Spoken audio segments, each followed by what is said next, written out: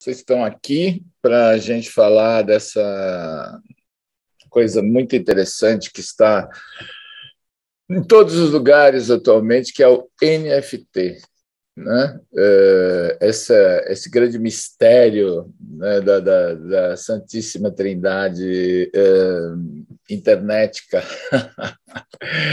que todo mundo fala, mas ninguém sabe o que é. Eu achei até interessante que aqui no chat do grupo do WhatsApp, onde eu coloquei o link, alguém disse que já tem um NFT, que foi uma experiência interessante. Outras pessoas colocam que opiniões controversas. Eu queria dizer o seguinte: desde que o mundo é mundo, todas as novidades são território de especulação, certo? Então, por exemplo, na Idade Média, a igreja dizia que as estrelas estavam fixas numa esfera de cristal e que isso era a realidade do mundo, né? Quem se atreveu a contestar essa informação pseudocientífica, como Giordano Bruno, foi queimado na fogueira, e outros como Bruxos, e o Galileu teve sorte, que passou a vida em prisão domiciliar, depois de ter descoberto que os astros se movimentam e tudo mais. Então, o caso é o seguinte: o pior fato em qualquer situação é a ignorância, né? Quando a gente não conhece alguma coisa, qual é as duas primeiras coisas que acontecem? Curiosidade, segundo é medo, né? Então, o que eu vejo e que o que me interessa, né, no fato é que o NFT ele é algo que surgiu para nós comuns, porque existem já NFTs há anos, não foi criado o ano passado o NFT, mas o ano passado houve um episódio absolutamente fundamental na história da evolução do NFT, que foi o lançamento, né, que eu postei no Instagram exatamente um ano atrás, em março de 2021, deste conjunto de obras desse cidadão que entrou numa colagem de 5.000 imagens digitais, produzidas durante 10 anos. Quer dizer, não é também que o cara pegou ali um negócio que ele tinha na gaveta e digitalizou e vendeu. Ele se propôs, um artista gráfico que trabalha com internet, o cara um ilustrador, propôs a fazer uma imagem por dia durante 10 anos. Acabou os 10 anos, ele empacotou esse negócio, e não se sabe bem por qual processo, acabou no leilão da Christie's, que é uma das duas maiores casas de leilão do mundo. Ou seja, o ambiente e a situação não são indiferentes. Porque se eu quero, por exemplo, um atestado de que alguém é cristão, você vai perguntar para o Papa, porque se o Papa falar que o cara é cristão, ninguém vai poder dizer que não é. Entendeu? Então, para fazer uma metáfora, a Christie's é um selo de qualidade, né, um atestado de idoneidade, né? Então, entrou no leilão da Christie's por $100. Esse leilão durou 2 semanas. No último dia, o preço chegou a $20 milhões. E nos últimos minutos, que devia acabar às 8 horas da noite, foi postergado porque houve uma avalanche de ofertas e de $20 milhões o valor fechou em 69,3 milhões de dólares. O que faz o autor quase desconhecido do público dos 3 artistas vivos mais caros do mundo, do dia para a noite. Ninguém nunca tinha ouvido falar nesse fulano aqui, que é o Mike Winkelmann, 39 anos, e ele nunca tinha vendido nenhuma dessas imagens.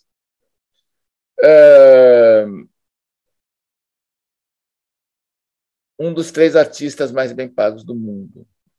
Né? Provavelmente, não sei se ele vai continuar sendo famoso, se ele vai ganhar dinheiro, acho que não precisa mais. Né?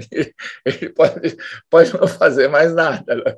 Mas a questão é a seguinte: vejam a potência dessa operação.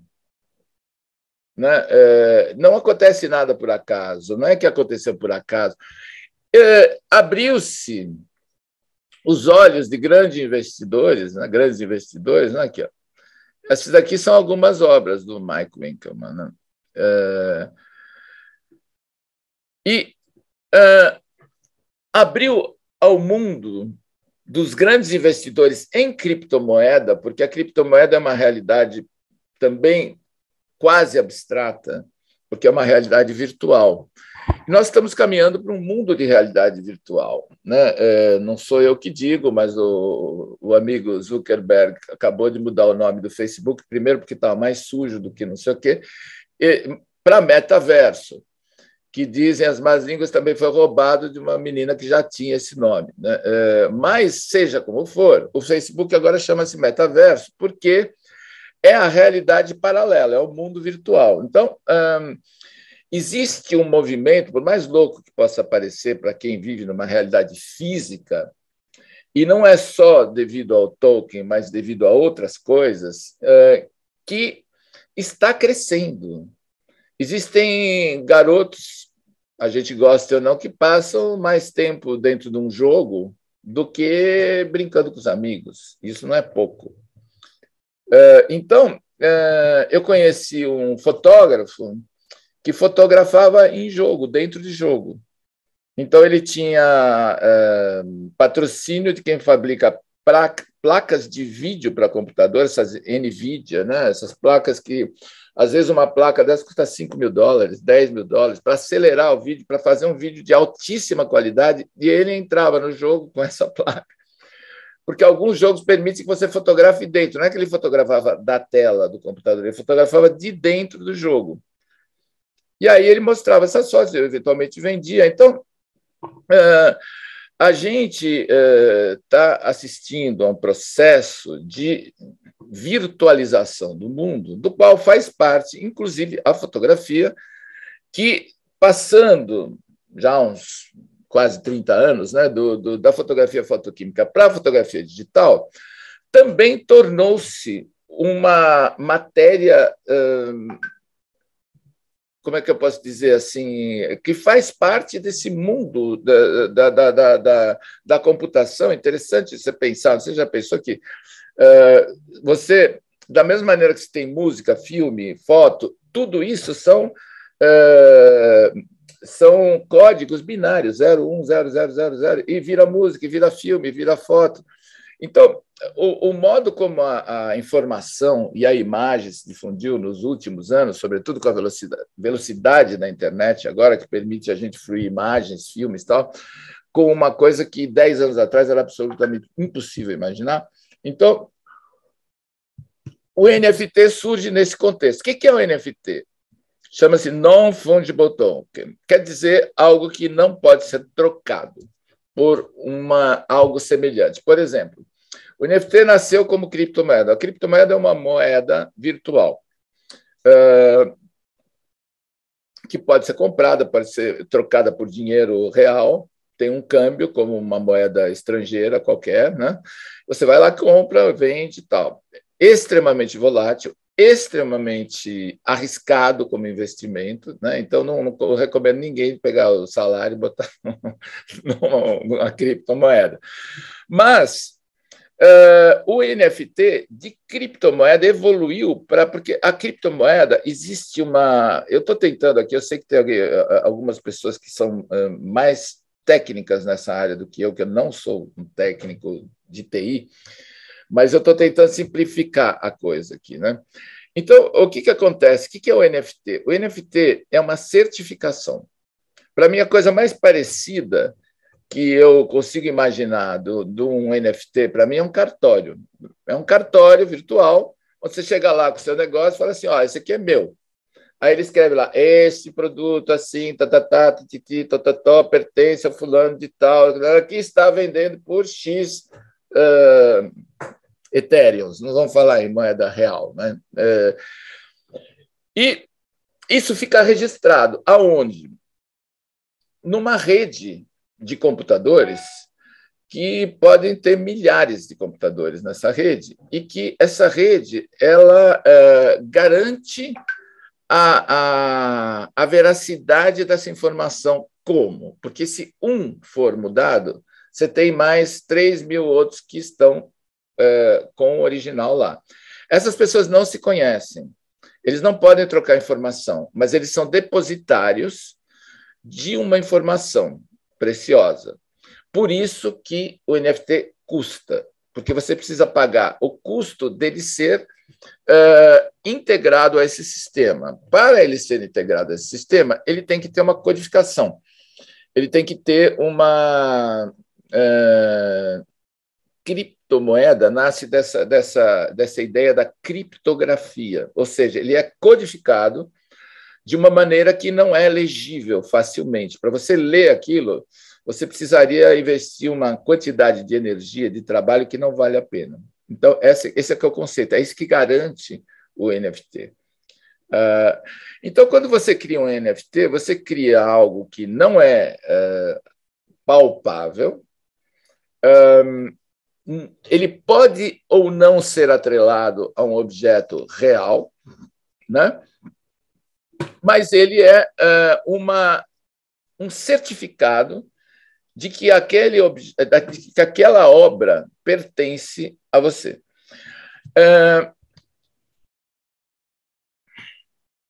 Muito bem. Aqui eu fiz uma...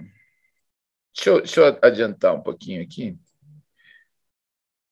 Ontem nós tivemos uma palestra muito interessante, apenas para membros do Clube Photoweb, que vai subir no clube hoje, né? Então, quem for membro do clube pode rever ou ver, com o Fradique, que é um grande especialista nessa área, não só um grande especialista, como ele é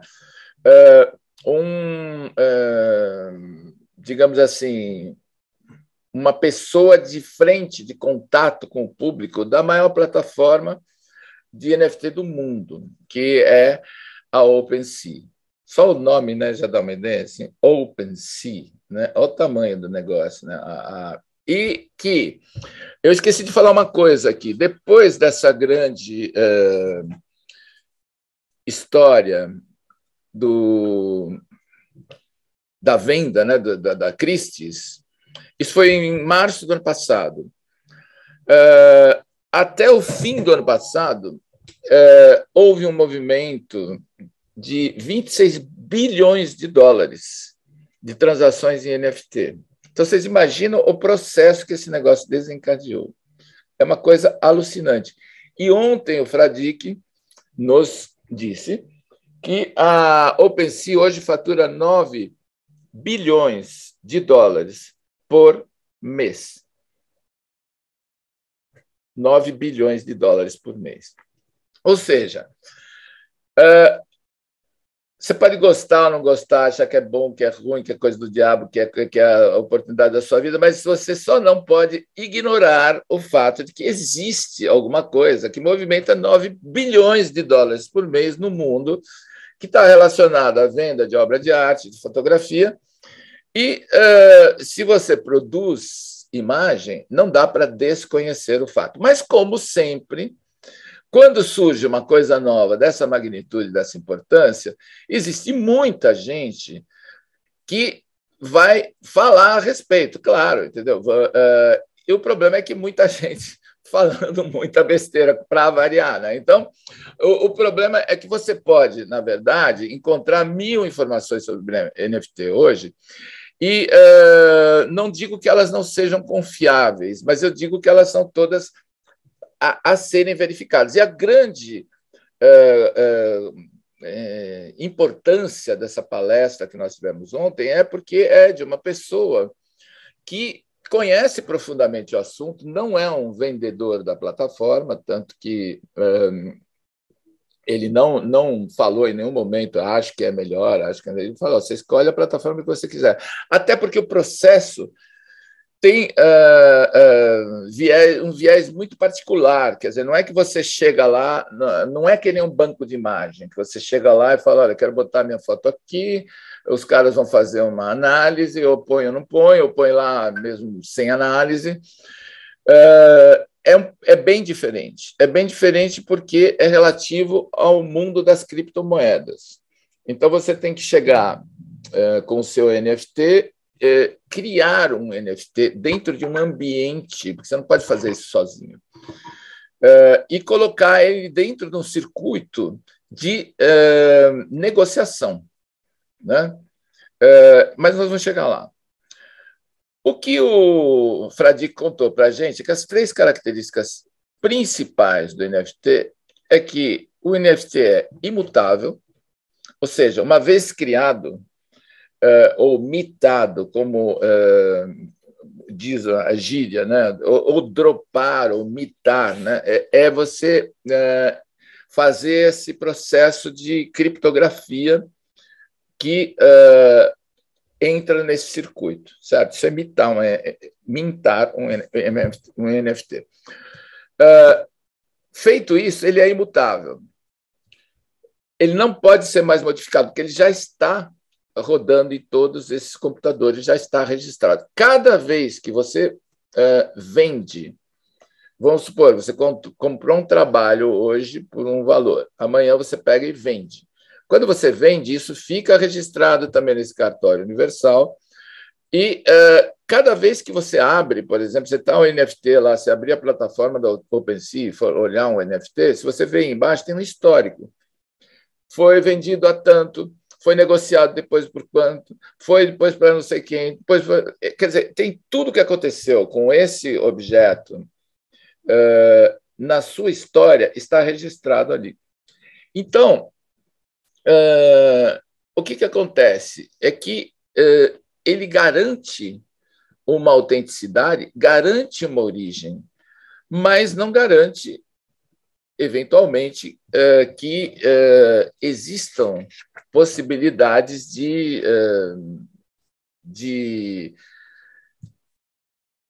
fraude, distorção. Aliás, uma das coisas que o Fradique, hoje, num e-mail pessoal, ele me sugeriu é o seguinte, que qualquer pessoa que estiver interessada em fazer um NFT, é melhor não, ele falou, é imprescindível que coloque uma VPN, que é uma rede pessoal. Por quê? Porque essa VPN é uma rede que atua acima do seu servidor, do seu provider de internet. E ela tem uma série de proteções. É uma espécie de como se você entrasse num lugar todo cheio de tubarão dentro de uma gaiola, entendeu? Então, esse negócio garante, porque ele diz o seguinte, por quê? Porque onde tem tanto dinheiro assim, e ainda é meio terra de ninguém, é uma espécie de velho oeste o NFT, entendeu? Então, por isso que eu digo, precisa tomar muito cuidado com os passos que você dá aí, porque é um ambiente assim saturado de hackers, porque os caras estão lá para quê? Para tentar dar uma mordida em alguém. Então, como os processos para os comuns mortais como nós são bastante, como é que eu posso dizer assim, pouco evidentes, pouco intuitivos e um pouco complexos também. Então, a possibilidade da gente cair numa arapuca é enorme. Aí você fala, então o NFT não é uma coisa assim confiável, tal. Ele é tão confiável quanto o Banco Itaú, talvez mais, provavelmente muito mais, né? Porque não está ganhando dinheiro às suas custas. Mas eu quero dizer o seguinte: eu recebo aqui coisas que eu fico impressionado. Outro dia, do PayPal, uma coisa me cobrando uma coisa na minha conta e eu achei esquisito. Aí eu fui olhar lá, paypal.com.br. Falei, mas não é possível, isso não é verdade. Aí liguei para o PayPal, tive a pachorra de ligar para o PayPal. Falei, está acontecendo assim, assim, assim, assim, assado. Ah, mas o senhor viu no nosso site isso, se o e-mail era do paypal.com? Eu falei, não, é paypal.com.br. Ah, não é nosso. Eu falei, mas como é que vocês podem permitir que o paypal.com.br não tenha sido comprado por vocês? Ah, mas nós temos posição no mundo inteiro. Eu falei, pois é, mas é um mínimo de segurança. Quanto custa um domínio? Começa a custar $20. Então, o que o Fradique falou para a gente ontem, que a parte mais importante do OpenSea é a segurança. Eles têm processos de análise que, se você chegar lá, por exemplo, e for fazer um NFT de uma foto que não é sua, mas que está na internet, eles imediatamente detectam. Então, eles têm um investimento em tecnologia assim, gigantesco, mas isso é que nem os bancos. Os bancos têm assim, processos né, de anti-invasão, de proteção de dados, assim, incrivelmente sofisticados. E eles sempre contratam hackers para tentar quebrar o negócio. Porque eles sabem que se daqui eu planejo tudo isso aqui, tem um cara que viu ali uma brecha, vai lá, entendeu? Então, que foi o que aconteceu, que eu achei até curioso, que eu estava hoje acabando de preparar essa aula aqui, e aí eu vi que no... deixa eu acabar aqui, ó, me dispersei. Imutável, irreversível e transparente. Irreversível quer dizer o seguinte: você não pode voltar um NFT para trás, ele não existe isso. Quer dizer, ele nasceu assim, ele vai continuar e vai ter toda a história. E é transparente por isso, porque qualquer pessoa pode ver a trajetória que esse NFT está tendo durante a sua vida, né? Mas então, eu estava preparando essa aula e justamente aconteceu isso aqui: ataque à plataforma global de NFT gera um prejuízo de 8 milhões e meio de dólares. Isso aqui de um site que chama é um blog que chama Emania, e do dia 23 de fevereiro, agora, recentemente. E aí, naturalmente, gera toda uma polêmica, né? Dizendo assim, ataque à plataforma global de NFT gera prejuízo de 8 milhões e meio de dólares. Fala, nossa, quanto dinheiro. Os caras movimentam 9 bilhões de dólares por mês. Isso é muito dinheiro para a gente, mas isso não é nada, perto do volume de operações. E o que aconteceu aqui foi que, na verdade, parece que isso foi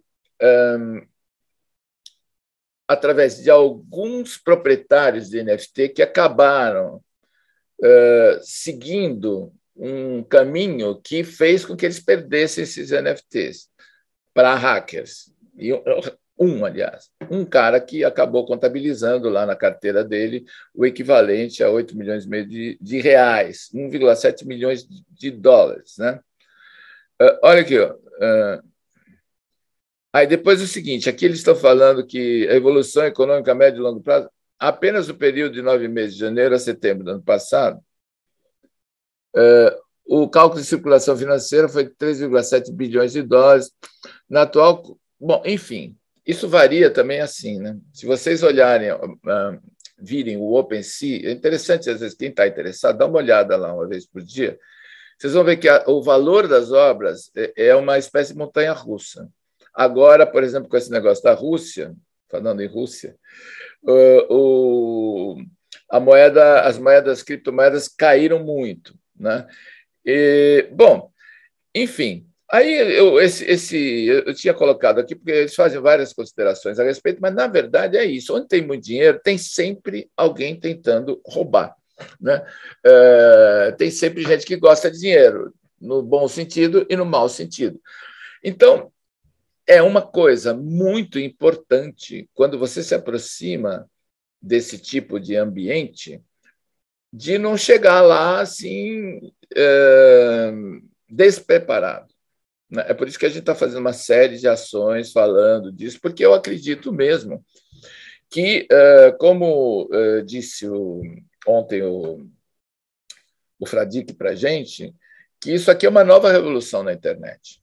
Ele colocou a coisa como se fosse o começo da internet, como se fosse de novo um começo da internet, onde você tem muitas oportunidades e pouca gente conhece o processo, né? E muita gente se aproveita no bom e no mau sentido, né? No bom sentido, quem se aproveitou mesmo foi a OpenSea, que hoje tem 92% do market share de transações de NFT no mundo. Negócio consistente, né? Então, mas, na verdade, aqui, ó, ele está aqui de novo, apareceu de novo. O que eu fiquei me perguntando é o seguinte: então, quando você vai se aproximar disso, você começa a considerar, evidentemente, a ideia é de construir um portfólio no NFT. Você entra no OpenSea, existe um processo, tá? Eu não vou falar disso hoje detalhadamente, porque eu quero desenvolver isso um pouquinho melhor. Mas, grosseiramente, a coisa funciona assim. Para fazer um NFT, você tem que praticamente comprar um bilhete de entrada para esse mundo virtual, que significa você abrir uma posição dentro de um site que te permite criar uma carteira. Porque, na verdade, o que você está negociando, por mais que você veja uma fotografia, mas é um valor, é um token, que eles chamam de token, que é dinheiro, né? É um valor que você está negociando.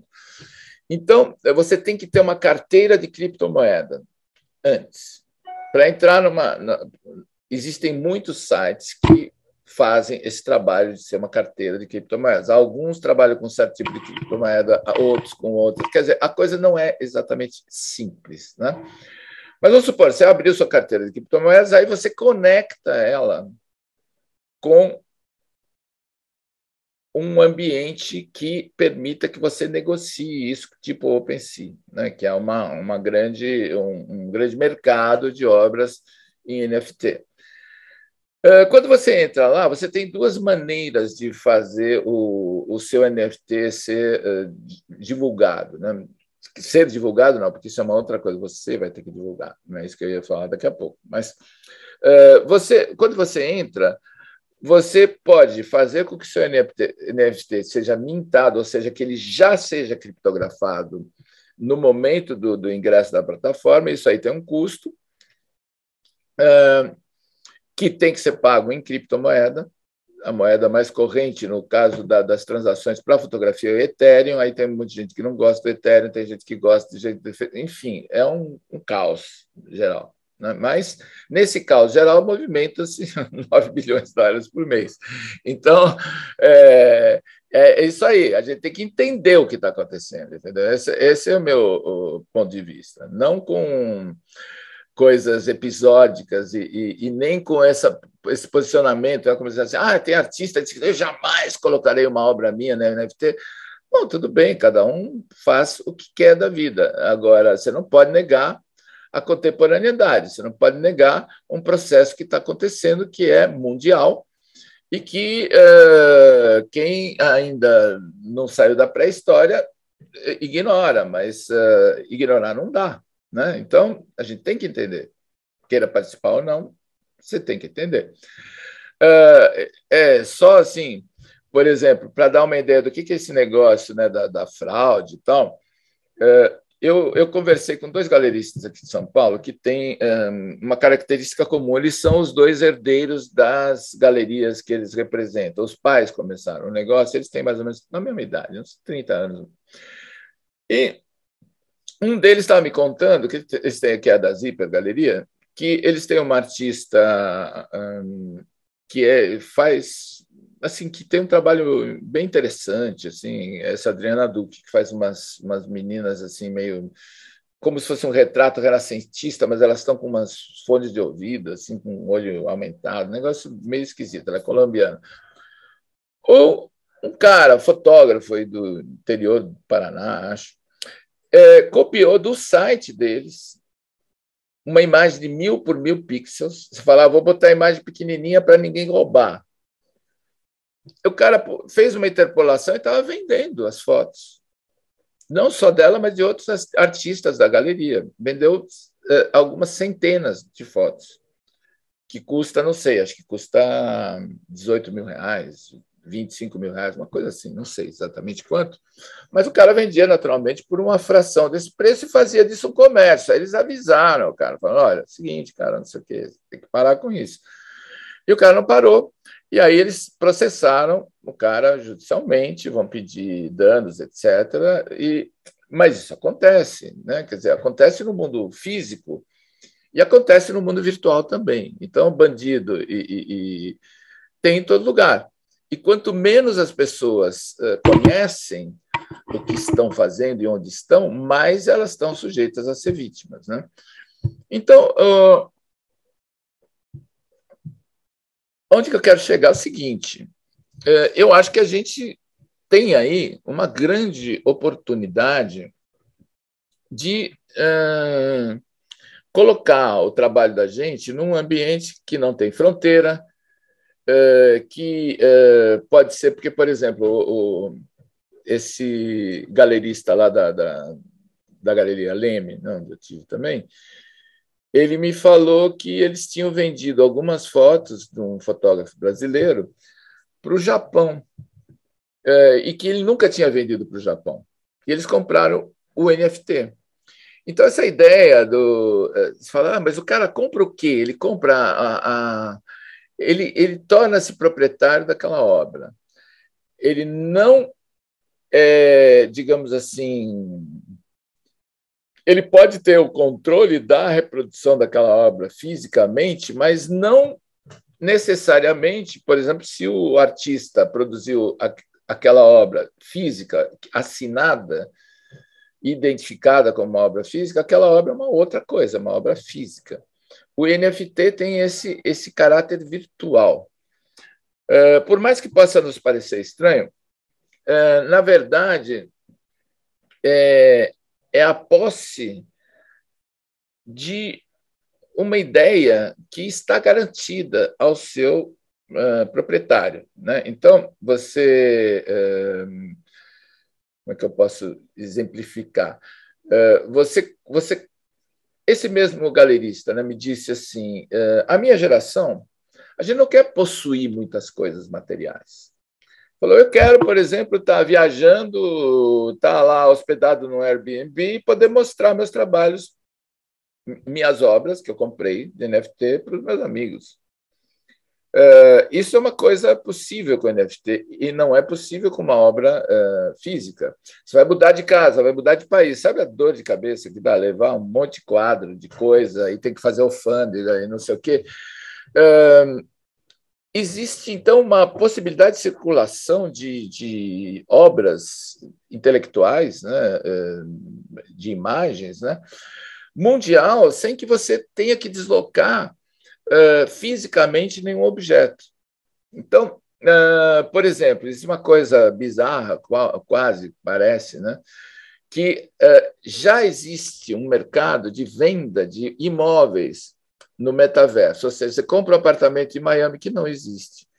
Ele existe no metaverso. Então, você chega lá, entra no metaverso, você vê lá o seu apartamento, aquela vista para o mar, tá, existe lá dentro, mas se você for para Miami, não tem onde ficar. Então, existe um mercado, por exemplo, de gente que compra para decorar esses espaços. Olha que loucura. Ou então a pessoa que está acostumada a investir em criptomoeda também é um outro comprador, pelo que me disse esse galerista, né? Então, a gente tem uma oportunidade real de construir um portfólio, de ter uma perspectiva de comercializar o nosso trabalho, né? Falar, então vou fazer um monte de NFT, vou botar lá, vou vender tudo. Não, peraí, não é bem assim. Porque não é porque você botou um NFT no OpenSea, ou seja lá onde for, que automaticamente as pessoas vão comprar, né? Porque essa ideia de OpenSea ela é muito boa, porque pense bem, é a mesma coisa que você fosse um peixe no meio do mar. Por que alguém vai ligar para você com tanto peixe que tem no mar, entendeu? Então você tem que fazer alguma coisa, tem que dar umas piruetas. Que peixe interessante. Se não, tchau. Ou seja, se você não promover o seu trabalho, não adianta nada. Você pode colocar ele na NFT, pode colocar na Get Image, pode colocar onde você quiser. Agora, a vantagem é a seguinte: quando você, por exemplo, já tive, ainda tenho uns resíduos de foto lá na Get Images, que até alguns anos atrás pingava alguma coisa, agora nem mais, né? Mas nunca foi o meu foco, nunca produzi para banco de imagem, porque eu sempre achei um negócio assim meio estressante, não tinha muito a ver comigo. Mas, hoje em dia, quando você tem uma foto sua no banco de imagem, é muito pior, ela está muito mais perdida do que uma foto, um NFT no OpenSea, entendeu? Porque é uma quantidade, centenas de milhões de imagens. Entendeu? Se você botar lá no Get Image flor, vai dar assim 4 milhões e meio de páginas de 20 fotos cada uma para você escolher, você pode escolher.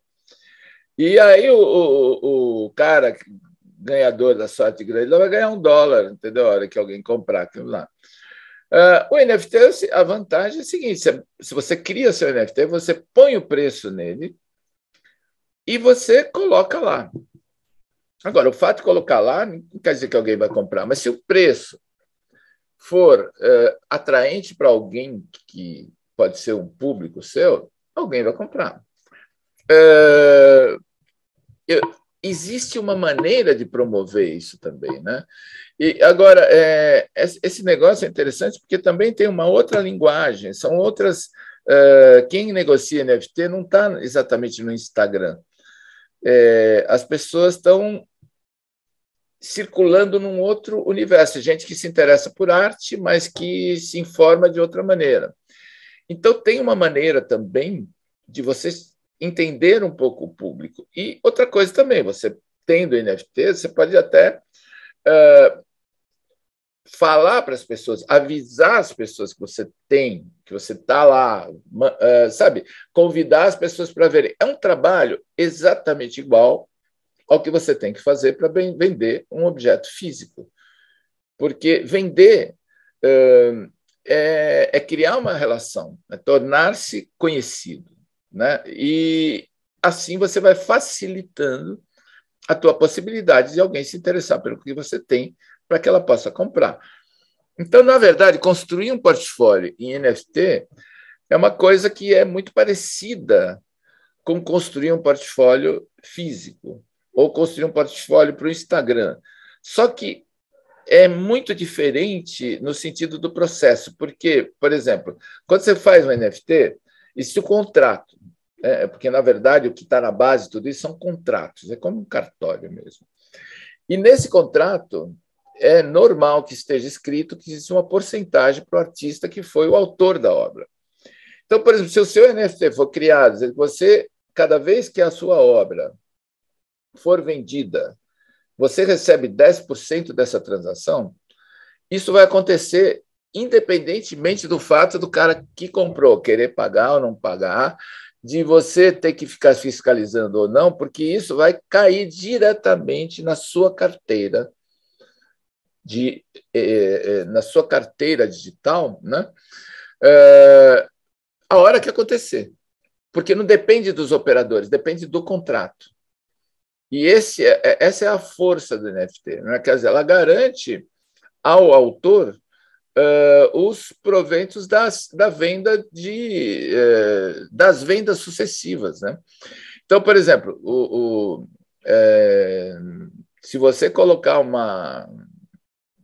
um NFT, vender hoje por equivalente a R$1.000, por exemplo, amanhã alguém revende, sei lá, em Paris por R$30.000. Você vai ganhar R$3.000 dessa operação. Agora, isso tem que estar no contrato. Então, existem algumas características muito técnicas e muito importantes na criação desse processo do NFT, né? Agora, como é que você constrói um portfólio NFT? É mais ou menos a mesma coisa que construir um portfólio normal, porque se cada portfólio publicado é uma peça na construção da sua identidade como fotógrafo, né? Quer dizer, quando você vai fazendo seus portfólios, vai mostrando, a cada situação você cria um portfólio que seja mais adequado para aquela apresentação, porque o portfólio, na verdade, é uma apresentação sua, né? Esse ambiente do metaverso, né, ele pressupõe uma outra linguagem de comunicação, de divulgação e de apresentação. Quer dizer, a gente precisa rever alguns conceitos, né? Por exemplo, para uma obra que não tem materialidade física. A gente tem que ter isso na cabeça, logo do começo, né? E outra coisa, que o conjunto dos seus portfólios vão construir sua imagem como fotógrafo. Então, quando você vai fazer vai pensar em ter um portfólio em NFT, você tem que entender que isso é uma extensão, isso é uma reafirmação, isso é algo que pertence a uma identidade que você está construindo como fotógrafo. Ah, mas eu não estou construindo minha identidade. Bom, então você está fazendo mal, porque devia.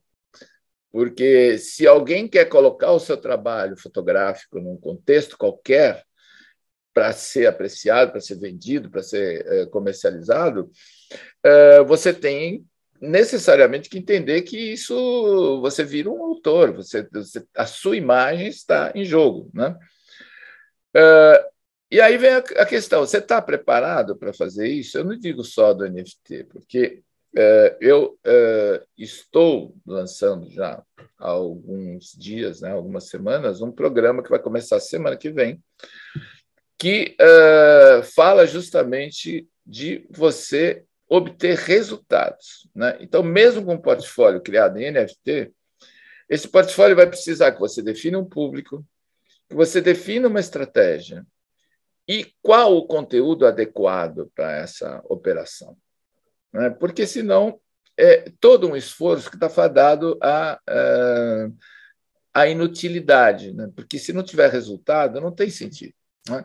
Então, ninguém tem bola de cristal, mas uma coisa que o Fradique colocou ontem, que eu achei muito importante, é que ele falou o seguinte: quando surge uma coisa nova, às vezes o mais importante não é você ser o melhor, mas é você ser o primeiro.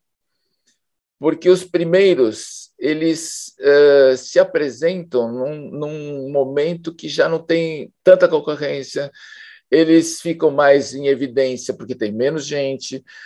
Então, ele fez uma comparação até dizendo assim que é como se quando começou o Facebook, era muito diferente, né? Hoje em dia, para você ser alguém no Facebook, é quase impossível. Se você não tiver uma grande repercussão de alguma outra área que reflete no Facebook, você começar lá, se tornar conhecida, primeiro porque é tanta informação que você não vê tudo, né? Eles selecionam, então muitas coisas você não vê, mesmo das pessoas que você segue e tal. E aqui, no caso do NFT, é uma coisa que está começando. Então, quem está entrando nisso, não é que todo mundo está ficando rico, não é que todo mundo está ganhando 70 milhões de dólares por cada coisa que faz, mas é uma oportunidade. E é uma oportunidade interessante de tomar posição no mercado que começou assim vertiginosamente, né? Talvez isso provavelmente vai tender a um equilíbrio, né? Não acredito que essa ascensão assim tão geométrica, né? Assim, essa progressão incrível que está tendo, ela vai ter que dar uma estabilizada no momento, mas está crescendo, crescendo, crescendo, crescendo assim. Então é interessante pensar, é interessante participar, né? Só que para participar você tem que ter não sei, tem que ter ainda, primeiramente, a ideia de como você constrói essa tua imagem, entendeu? Porque você vai estar entrando num outro ambiente, é como se fosse algumas galerias, por exemplo, já estão no NFT, né? Já estão vendendo obras em NFT, isso é uma realidade, mas eu quero crer que o mundo físico ele não se transfere imediatamente para o NFT. Então, o cliente da galeria tradicional não é necessariamente o cliente do NFT, que pode ser um cara que trabalha numa investidora, que gosta de fotografia, que trabalha com criptomoeda. Então, a gente tem que pensar que são públicos diferentes, né? Não dá para ter uma visão tão romântica assim, das coisas, né? Então, é isso. O programa que eu estou lançando e que, dentro dessa ideia do NFT, ele vai também contemplar essa questão, é um programa de 4 semanas. Alguns de vocês já viram isso aqui, porque já apresentei isso em outras ocasiões, né? De outras palestras, outras aulas, cujo objetivo é fazer com que cada participante organize um portfólio de sucesso, ou seja, um portfólio que dê resultado. e dar elementos para que possam criar outros portfólios de impacto no futuro. Ou seja, o que eu quero é trazer para as pessoas a possibilidade de entender como se promover adequadamente em qualquer ambiente. Pode ser no Instagram, pode ser no seu site, pode ser se você quer preparar o seu trabalho para mostrar para uma galeria, se você quer fazer foto social, se você quer fazer fotojornalismo, serve para tudo. Se você quer organizar seu Instagram simplesmente porque você tem prazer de ter uma coisa que te represente, mas é para criar uma apresentação que tenha consequências e que tenha resultados, né? Essa dinâmica do projeto, né, da mentoria, que é uma mentoria que vai falar especificamente de como criar um portfólio, né, é uma avaliação inicial, você faz um formulário de ingresso e eu retorno com uma devolutiva gravada em vídeo, falando do que eu vi no seu trabalho, daquelas informações que você me deu, e sugerindo um caminho para você começar um novo portfólio, que vai ser realizado em 4 encontros semanais a partir do dia 8 de março. Né? Essas aulas vão ser interativas com o Zoom, com uma orientação personalizada, ou seja, eu vou abrir o microfone e vou comentar os trabalhos, né, dos participantes e vamos ter uma interação ali, onde eu vou, justamente a diferença grande da mentoria para um curso, fala assim, um curso de como fazer um portfólio, legal, só que o curso não resolve o seu problema, ele resolve uma coisa genérica, mas eu vou estar trabalhando em cima do seu problema, da sua questão, das suas imagens e do seu projeto. Essa é a grande diferença de uma mentoria para um curso. O valor do investimento são R$ 997 ou R$ 12,99,70, menos que um cafezinho por dia durante o ano, para você investir numa coisa que muitas vezes eu creio que seja o investimento mais importante que você pode fazer na sua fotografia, porque a gente gasta tanto com lente, com informação, mas e para mostrar o seu trabalho, e para vender o seu trabalho, e para fazer as pessoas prestarem atenção em você. Isso é fundamental. É uma coisa que, se você não faz isso, todo o resto cai por terra. Né? E, a partir de agora, os participantes vão ter um bônus, que é este vídeo que eu vou fazer. Ainda estou aperfeiçoando, mostrando o caminho seguro para criar o seu NFT. Como é que você faz para não tropeçar, não ser trapaceado, fazer as coisas certas, para você conseguir depois, né, de criar o seu portfólio, que é o curso nosso, né, colocar essas ideias para criar um seu portfólio virtual no NFT. O programa Criando um Portfólio de Sucesso, ele está na PhotoWeb Academy, nesse endereço aqui que eu vou colocar no chat, se eu achar o chat aqui. Cadê o chat? Um minuto só. Peraí. Eu nunca acho esse chat. Ele fica sempre escondido. Peraí. Bom, gente, está aqui, ó, vocês estão vendo, né? Não precisa, talvez. É photoweb.academy. Está aqui o chat. É até bom porque tem 2 coisas aqui. Ótimo. Coloquei aqui o link ou quem quiser entrar diretamente pode já fazer a inscrição nesse outro link aqui. Quem fizer a inscrição hoje nesse link, segundo link que eu coloquei aqui no chat, vai ganhar um bônus especial, que não é esse aí já está incluso no pacote, mas é um outro bônus especial que eu vou reservar para essas pessoas. Qualquer dúvida, vocês podem me contatar através do contato @photoweb.academy para mais informações. O Leonan, oi Leonan, Leonan já esteve aqui em outras palestras nossas, né? Colocou aqui, o VPN é como criar um corredor exclusivo dentro da rede pública. Ele esconde o IP da máquina. Minuto só. Desculpem. Ele esconde o IP da máquina e reduz a vulnerabilidade de ataques externos. Se criar um computador virtual, então fica mais protegido ainda.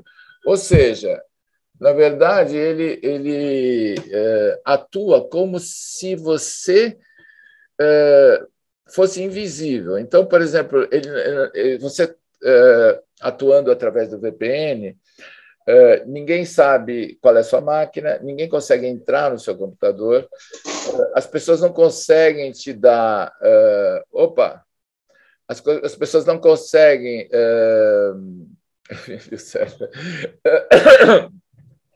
Não conseguem rastrear os seus movimentos para te oferecer coisas, ou seja, você fica mais em paz. Porém, se você trabalha com banco, com PayPal, com qualquer coisa, você não pode fazer através do VPN, porque ele se bloqueia. Então, é uma coisa que você tem que usar para a segurança.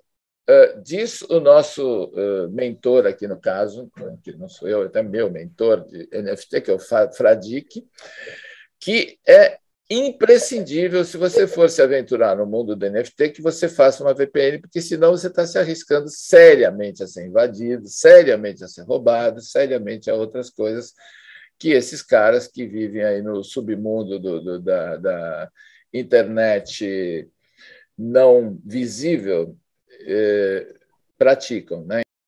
Porque a VPN é o seguinte, é um servidor que fica numa máquina qualquer, em algum lugar, e você faz um túnel para essa máquina e essa máquina distribui as suas conexões, entendeu? Para onde você quiser ir.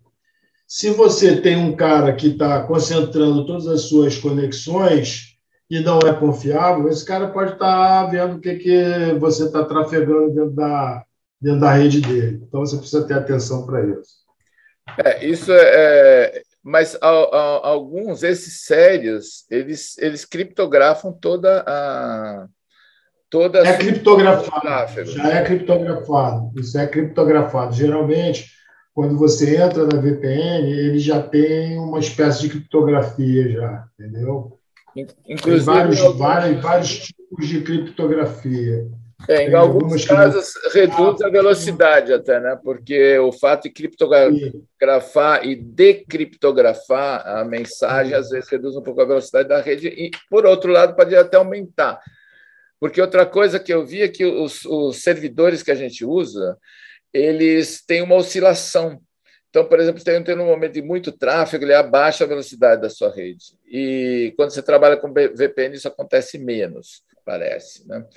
Mas, de qualquer maneira, isso é uma coisa, vejam bem, esse é um dos detalhes que são importantes. Então, o que eu quero dizer é o seguinte,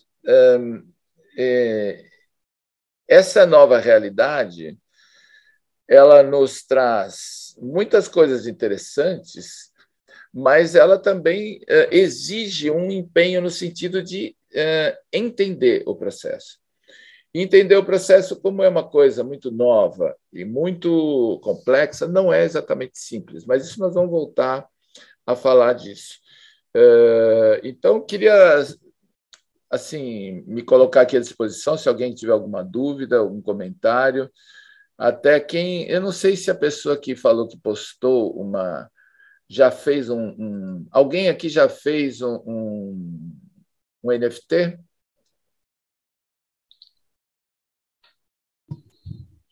Deixa eu ver aqui. Quem é que tinha falado do NFT aqui? A gente podia criar uma carteira coletiva, Roberto. É isso, exatamente. É isso que eu estou pensando aqui, como é que isso poderia ser feito, porque... Uma carteira coletiva. Mas todo mundo vai ter que ter a sua própria carteira, talvez, entendeu? Porque vai ter que fazer a transferência de Ethereum para a carteira da carteira coletiva.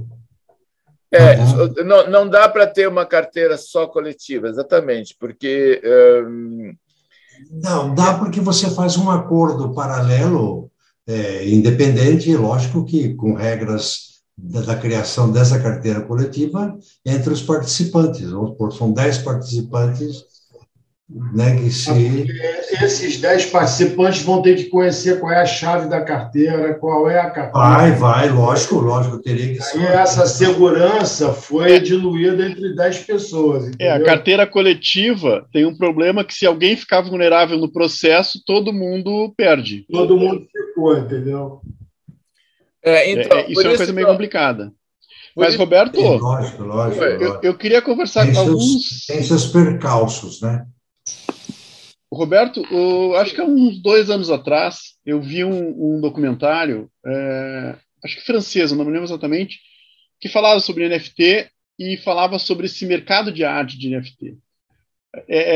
Eu sou meio preconceituoso com ele, não sobre o aspecto tecnológico, mas assim, ó, era um mercado que eles colocavam como um mercado, entre aspas, do novo rico, né? E usaram como exemplo a filha de um bilionário chinês, que era uma compradora usual de arte, e ela comprava arte que combinasse com a sala dela, ou o ambiente que ela queria decorar. Então, que meio que distorcia. E hoje, por exemplo, e naquela época, não sei exatamente o período, eles usaram 2 critérios. Primeiro, nunca se perdeu tanta coisa em termos de imagem quanto se perdeu no virtual.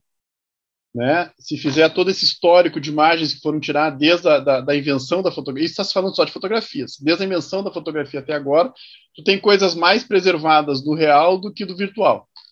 Né? Então, eles questionam muito isso. Né? E segundo, ele acaba não agregando muita coisa, porque o exemplo que eles usam é um leilão que teve de alguns esboços de Picasso, não sei se chegou a ver, não. E os caras compraram o esboço por 300 mil euros e venderam um NFT da queima desse esboço por $500 mil. Né? Então, algum imbecil pagou €500 mil para ver a destruição de um desenho de Picasso. Né? Então, tem toda... Eu ouvi falar da queima dos desenhos, não sabia que estava ligada à questão do NFT. Então, mas, assim... depois eu falo, desculpe. Não, pode terminar, pode, por favor, complete. Não, é porque eu acho o mercado de arte irracional, e não é de hoje. Então, tem coisas realmente absurdas. Eu postei nesse WhatsApp que foi agora para essa reunião, 2 filmes, que são 2 documentários, que falam um pouco desse caos que pode ser o mundo da arte, né? E são muito interessantes de ver. Assim, o mundo da arte é um mundo absolutamente fora do padrão. As coisas não têm muita racionalidade ali, né? A maneira como os preços às vezes se disparam. Então, o meu receio não é nem na questão do NFT em si, de como ele funciona, é que toda essa ânsia, toda essa aglomeração em torno disso pode ser uma moda muito passageira, muito... assim, pode ser... é como se fosse brinquedo de rico, sabe? É brinquedo de rico, é brinquedo de gente que não tem onde botar dinheiro e assim, eu fico pensando nisso também, em termos de, eu não sei, eu não estou sabendo vou fazer uma provocação. Vou fazer uma provocação. E tem isso também. Quando é que o mercado de arte não foi brinquedo de rico? Exatamente, sempre foi. Sempre foi, não é de hoje. Na realidade... Assim. O fato... Espera só, deixa eu só responder. O Leonan começou a colocar algumas coisas que, por exemplo, é uma coisa de novo rico que compra o quadro para combinar com o sofá, mas as galerias de arte estão cansadas de fazer isso. Você sabe como é que se vende um quadro que custa 1 milhão, custa 2 milhões ou mais milhões? Não é que o cara chega lá e fala assim, eu quero esse daqui, embrulha e manda para minha casa. Não, bota ele lá em casa. O cara bota na casa do colecionador, vai lá, o cara se gosta, se não gosta, fica lá um tempo. Depois... Agora, esse fato de que seja, por exemplo, outro argumento, uma coisa de novo rico, é claro que é. Mas vocês sabem atrás de quem que todos os galeristas correm? Atrás de decorador. Porque quantos colecionadores de arte ou de fotografia existem no Brasil que são capazes de pagar uma cifra, muitas vezes, sem justificativa, né, por um trabalho de arte, porque eles conhecem um artista, porque eles têm cultura, porque eles... Não, o dinheiro não está na mão dessas pessoas hoje. Isso é uma ínfima parcela. Agora, o NFT, você quer mais prova do que movimenta o mercado do NFT, do que, por exemplo, o Neymar comprar 2 Bored Apes, aqueles macacos cara idiota, Eu sei. por 5 milhões de reais. E aí o Justin Bieber, uma semana depois, comprou outro, por 6 milhões e meio de dólares. Então, é um negócio assim que você escapa a compreensão, tanto quanto um Jeff Koons vender por 5 milhões de dólares um coração que parece um... Não, aquele custava 5 milhões de dólares, um coração que parece uma bola de Natal, de 1 metro, com uma fita vermelha em cima. Tem gente que compra e faz questão de botar na sala, porque todo mundo sabe que aquilo custa 5 milhões de dólares e que o cara tem dinheiro para comprar uma bobagem de 5 milhões de dólares. Tem gente que se compraz com esse tipo de troféu, entendeu? Agora, um colecionador que vai comprar um Tapies, que vai comprar sei lá, entendeu? Um Rothko, que mesmo que tenha muito dinheiro, é um outro tipo de gente. Mas essa gente não está comprando NFT. Ainda assim, há muita irracionalidade nesse mercado mais tradicional de arte. Claro. Há muita irracionalidade. Muita irracionalidade. Aí é a essência do capitalismo. Alguém consegue imaginar uma saca de café num leilão atingir 17 mil dólares depois ela ser vendida por 25? É o mesmo princípio. Exatamente. Exatamente. Mas é uma coisa do mercado, oferta e procura, né? E uma saca de café, ela tem um valor bastante objetivo, né? Porém, a arte sempre teve um valor subjetivo muito grande, né? Quem é que contratava os grandes artistas da Renascença? Ou era a igreja ou eram alguns senhores. Os mecenas, né? Hoje não tem mais valor objetivo, Roberto, porque esse valor, o preço considerado razoável de venda de uma produção hoje, das melhores qualidades, é em torno de 5 mil dólares, no máximo. Só que tu cria um mercado, hoje, com a questão dos cafés especiais, tu criou um mercado que tu vende uma abstração também. É uma coisa meio maluca. E aí, Roberto, o que eu acho do que você falou que é genial, essa coisa, por exemplo, esse curso que você vai dar na mentoria, realmente eu acho de uma importância enorme, porque o artista tem que tomar cuidado para ele não embarcar nessa coisa do mercado, porque o NFT, até onde dá para você ver, é uma coisa de mercado. Por exemplo, tem um menino, eu postei aí, tem um menino no interior do Ceará, com os desenhos dele, ele ganhou em uma semana 100 mil reais. Muito legal. No NFT. Muito legal. Né? E agora, só que aí eu vou tentar achar aquela matéria que eu coloquei aquele meu comentário do artista que fala, que não está nem, mas ele tem agora você tocou no assunto aí, tem uma hora que ele fala, é porque eu sou artista, eu não estou aqui, eu não vou produzir a partir do que o mercado exige que eu produza, eu vou produzir a minha arte, se o mercado vai gostar ou não, é outra coisa. Mas isso não tem não tem nada que ver com o NFT. Isso é uma afirmação que sempre foi o dilema do artista, entendeu? Você quer viver de ser artista, você vai ter que vender seu trabalho para alguém. Você vai vender seu trabalho para alguém, ele vai entrar no mercado.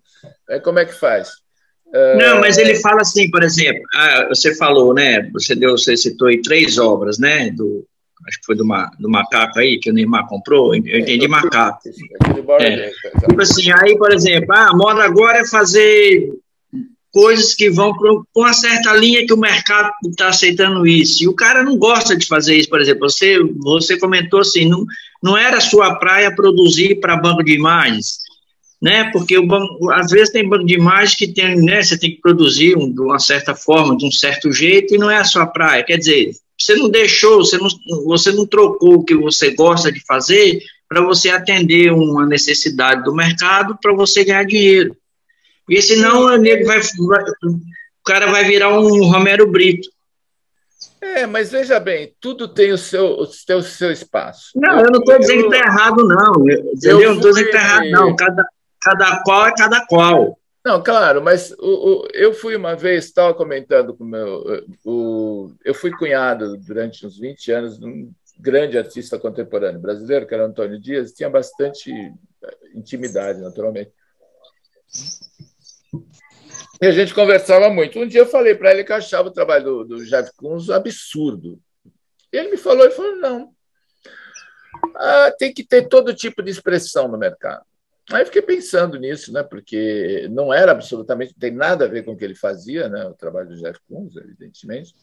Mas ele me colocou uma questão de que, às vezes, a gente tem uma expectativa muito purista do artista, entendeu? Porque o artista... o grande dilema do artista é esse, porque o artista é uma pessoa que quer expressar a sua visão de mundo, mas ele precisa, se ele quer viver de ser artista, ele precisa comercializar essa visão de mundo. Então, aí você tem muitas maneiras de muitos processos, né? Eu acho que, no fim, isso que que está acontecendo aqui hoje com o NFT é que existe mais um espaço para você comercializar o seu trabalho, que tem suas características. Isso eu acho interessante.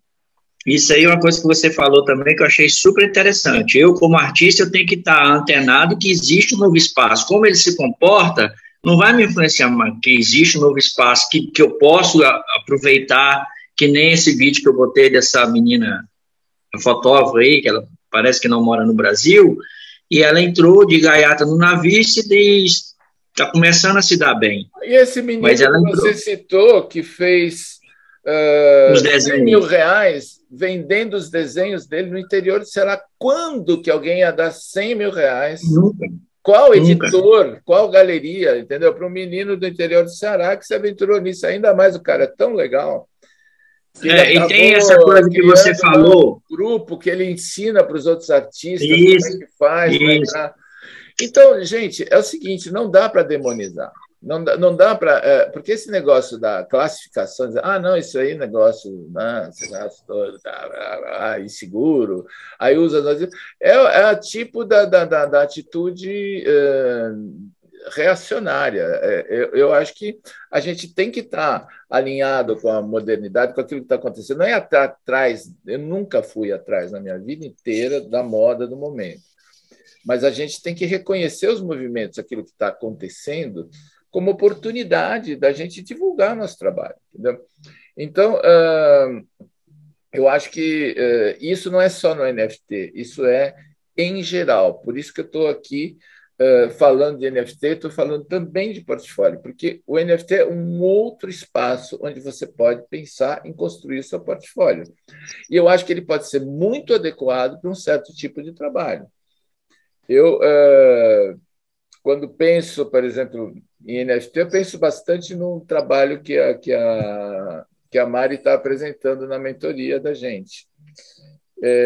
Eu acho que ele tem muito uma cara de NFT, entendeu? Porque não é um trabalho que tem uma necessidade de uma materialidade, ele tem toda uma estética que é interessante. Então, eu acho que... só que tudo precisa experimentar, né? Só que experimentar do jeito certo. Sabe, experiência a gente faz com processos, porque senão fica um negócio tudo a esmo, né? Quer dizer, se você quer experimentar uma coisa, você tem que ter métodos, tem que ter critérios, tem que experimentar do jeito certo. Então, por isso que eu digo, fazer um portfólio, acertar o modo de apresentar o seu trabalho é uma coisa importantíssima, porque é o que te permite de dar um outro passo. Porque senão a gente fica muito frustrado, entendeu? Você fica lá trabalhando, faz, ninguém liga, ninguém faz nada, você não tem o resultado, e o resultado muitas vezes não é só financeiro, quer dizer, a gente tem que estabelecer uma meta para aquilo que a gente quer para a nossa fotografia, e isso é preparar o portfólio, isso é você se preparar também para o momento, para as oportunidades daquilo que está acontecendo, né? Então é isso aí. Roberto, Opa! Eu tenho uma pergunta a te fazer. Eu sou artista plástico, pintor e fotógrafo, e poeta, enfim. Mas, como você chama? Qual é seu nome? Pierre Capeza. Hã? Pierre Capeza. Pierre. Francês. Sim. Mas eu moro aqui há 40 anos, né? Tá. Mas eu sempre vendi meus quadros lá fora. No Brasil, raramente, porque eu tenho uma temática que é a temática que eu abordei, que é a questão do Brasil, esse Brasil de dentro, esse Brasil profundo, que interessa, às vezes, os europeus, interessa muito pouco, às vezes, os brasileiros, porque, às vezes, tem um certo preconceito em relação a esse Brasil visceral, o Brasil nordestino, o Brasil do interior, o Brasil... Enfim, até eu trabalhei toda uma série de trabalhos sobre a cultura indígena. Enfim, será que, eu te pergunto, será que esse mercado NFT, ele cabe esse tipo de abordagem, às vezes antropológica, às vezes esse olhar de em busca de uma poética intrínseca da brasilidade neste circuito do NFT? Tem espaço para isso? Pensa o seguinte, que você amplifica o seu mercado numa base planetária. Por outro lado, é aquilo que eu falei, ou você usa essa plataforma e faz de lá um ambiente onde você vai chamar as pessoas para ver aquilo, ou então não acontece nada, entendeu? Eu acho que sim. Mais do que isso, eu acho que a apresentação do trabalho ela tem que ser cuidada com relação a esses parâmetros que eu já falei nas outras palestras anteriores, né? Acho que você tem que pensar, por exemplo, quem é seu público, você tem que pensar numa estratégia para chegar nesse público. Eu digo, não tem que ter essa... Quando a gente fala de público, de estratégia, de resultado, não necessariamente a gente tem que traduzir isso em cifras de dinheiro, mas isso pode ser também no sentido de difundir o trabalho, de abrir um espaço no mercado diferente. Eu acho que, por que não? Eu acho que o NFT, tendo essa amplidão... Tem essa amplitude, tem essa diversidade, isso que quer dizer? Tem, o NFT tem essa diversidade. Não absorve só um padrão estético, não. Ele se abre. Então, vou te falar um negócio. Por exemplo, esse Fradique que deu essa palestra para nós ontem, ele citou um exemplo de um desenho que ele achou no chão da casa de praia da família, que era da sobrinha dele, que tem 7 anos. Ele colocou lá na carteira de NFT dele o seguinte: trabalho expressionista feito por uma menina de 7 anos, tem o nome da menina, tal, não sei o quê.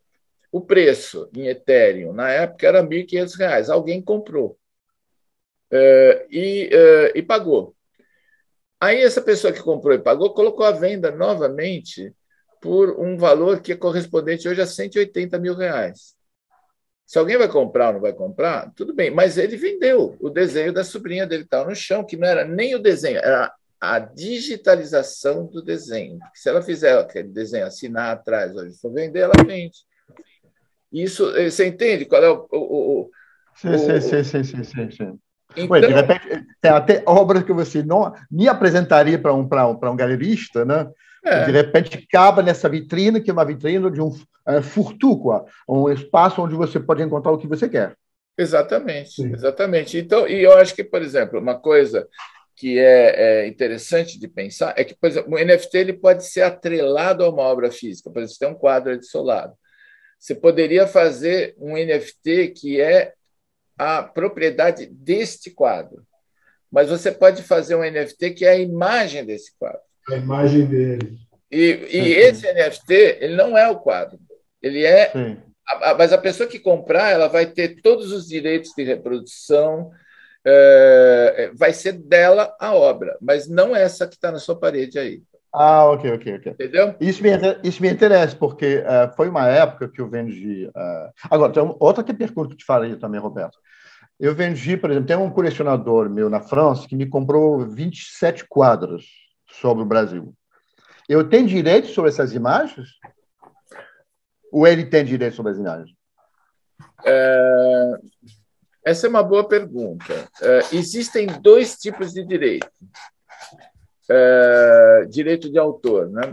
Tem um direito que é patrimonial, que é dele, porque ele é proprietário das imagens, e tem um direito intelectual que é seu. Então, por exemplo, enquanto ele tem os quadros na parede dele, e ele vender esse quadro para uma outra pessoa, por exemplo, vender no mercado secundário, ele comprou de você por 10 mil, vai vender por 20. Você não tem direito a nada disso. Não, eu sei. O NFT se te permite justamente de ganhar, de ter um ganho sobre isso. Exatamente. Mas se ele quer pegar minhas imagens, por exemplo, dos meus quadros, e colocar isso na NFT, ele pode? Não. A princípio, eu acho que sim, porque passou a ser propriedade dele o quadro. Como é que Mas essa é uma ele questão, pode, essa é uma questão de direito. Ele pode criar, por exemplo, uma imagem digitalizada do seu quadro. Sim. E ele pode apenas negociar a imagem digitalizada e não o quadro em si. Não pode, não pode. Não pode porque tem um colecionador do Basquiat que... não, isso é outra história. Não é outra história. Tentou fazer exatamente isso, fazer um NFT do quadro do Basquiat.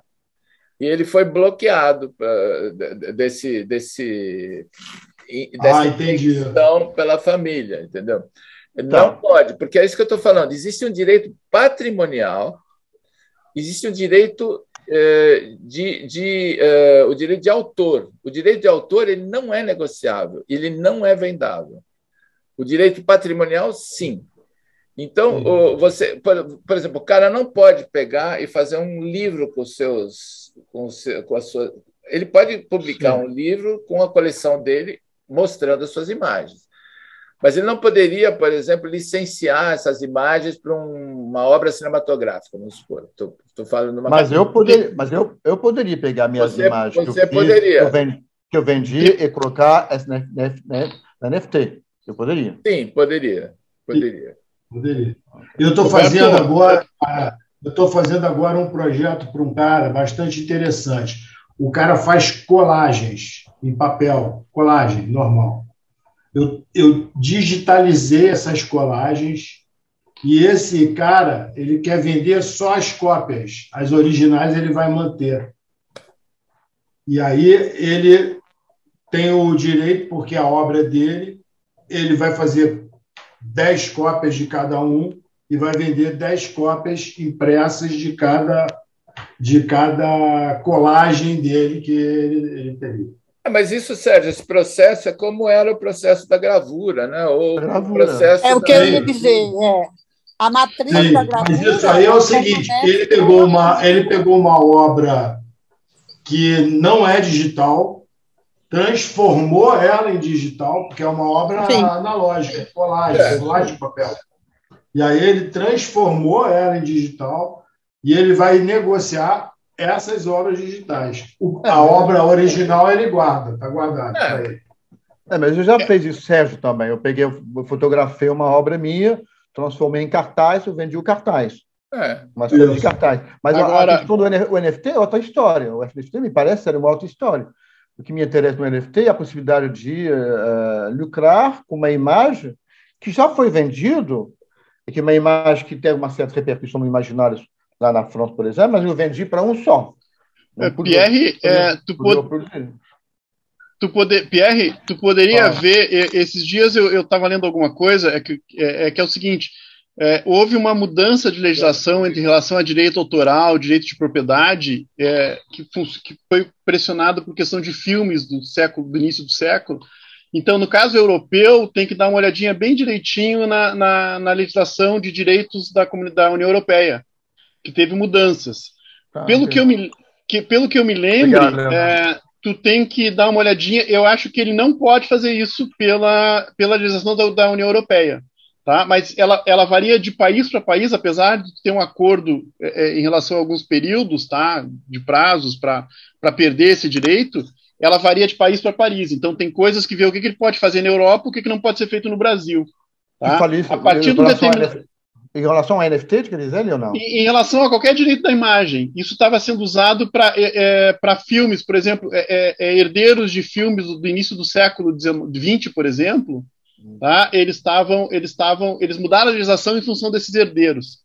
Tá? Até de alguns pintores também, entre essa virada do século XIX para o século XX, na França a pressão foi muito grande. Então, a questão do direito de imagem, o direito autoral, então isso tudo são coisas que variam de país para país. Então, país para país, perdão. Então, teria que ver exatamente como está funcionando hoje na União Europeia.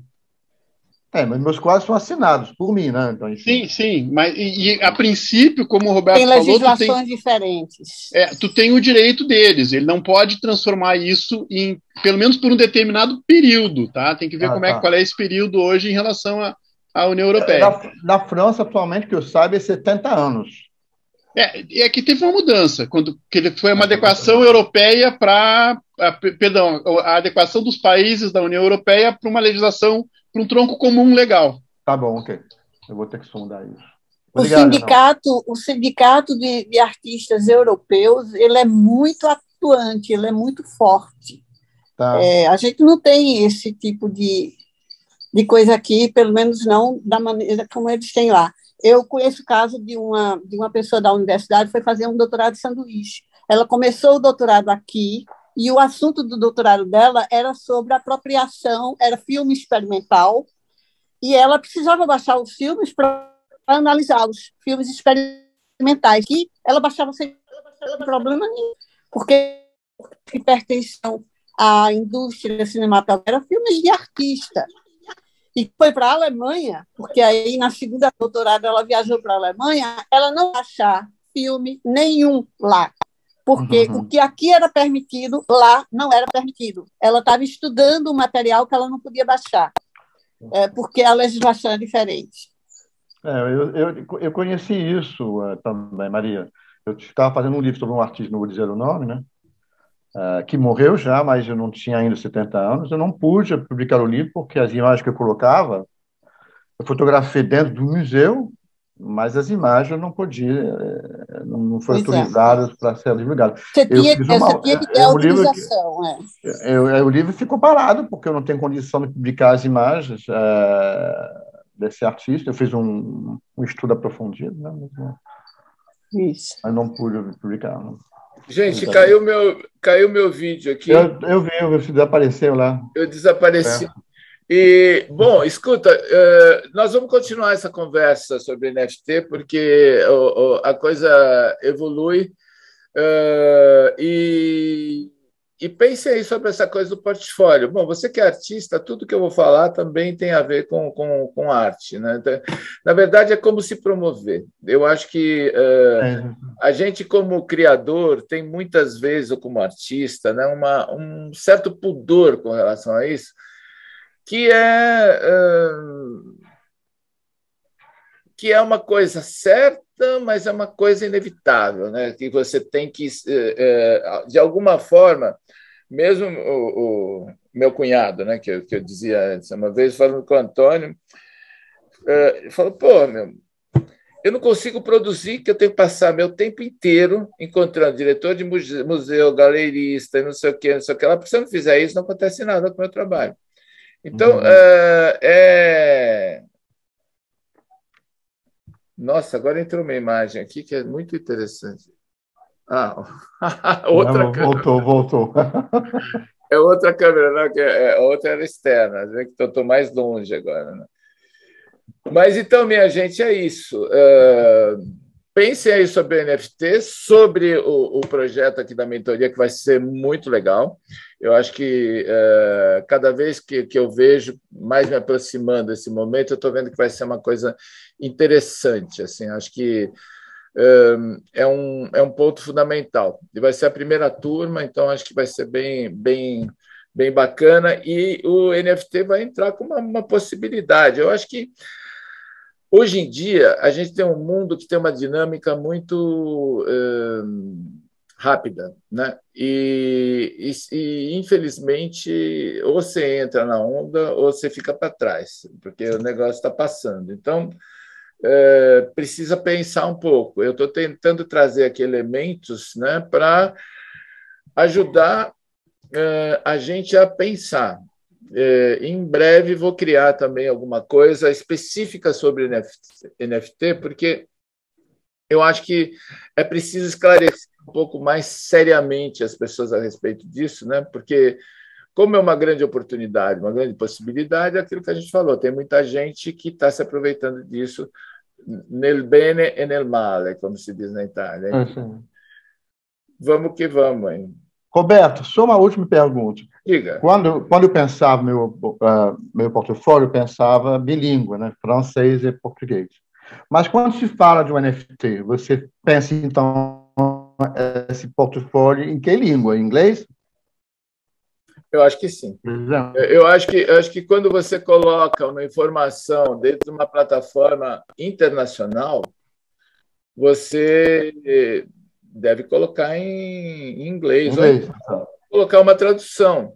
Agora, só aproveitando aí a deixa, olha só.